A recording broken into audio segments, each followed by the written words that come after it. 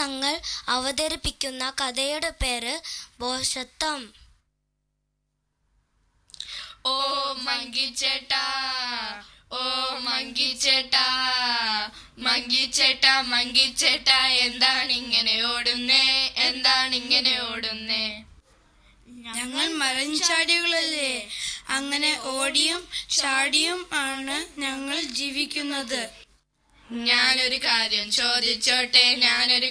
ചോദിച്ചോട്ടെ, സയൻസ് പറഞ്ഞൊരു സംഗതിയാ, സ്കൂളിൽ പഠിച്ചൊരു സംഗതിയാ. സയൻസ് പറഞ്ഞൊരു സംഗതിയാ, സ്കൂളിൽ പഠിച്ചൊരു സംഗതിയാ. ചോദിക്ക്. നീയോ എന്നോട് വല്യപ്പച്ചൻ, നീയോ എന്നോട് മുത്തച്ഛൻ, നീയോ എന്നോട് വല്യപ്പച്ചൻ, നീയോ എന്നോട് മുത്തച്ഛൻ.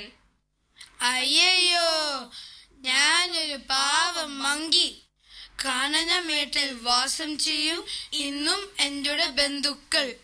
കൂട്ടുകുടുംബം ഉണ്ടിവിടെ. ഡാർവിൻ എന്നൊരു ശാസ്ത്രജ്ഞൻ ചൊല്ലിയതാണീ ഭോഷത്വം. ഡാർവിൻ എന്നൊരു ശാസ്ത്രജ്ഞൻ ചൊല്ലിയതാണീ ഭോഷത്വം. യഹോവയായ ദൈവം നിലത്തെ പൊടികൊണ്ട് മനുഷ്യനെ നിർമ്മിച്ചിട്ട് അവൻ്റെ മൂക്കിൽ ജീവശ്വാസം ഊതി.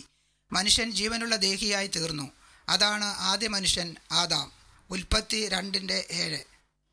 ആദാം നമ്മുടെ വല്യപ്പച്ചൻ, ഹൗവ നമ്മുടെ വല്യമ്മച്ചി. ആദാം നമ്മുടെ വല്യപ്പച്ചൻ, ഹൗവ നമ്മുടെ വല്യമ്മച്ചി. അയ്യോ, ഡാർവിൻ ചേട്ടന് പറ്റിയ ഒരു ഭോഷത്വം. ദൈവത്തിലും അവൻ്റെ വചനത്തിലും വിശ്വസിപ്പീൻ. ഇതോടെ ഈ കഥ ഇവിടെ പൂർണ്ണമാകുന്നു.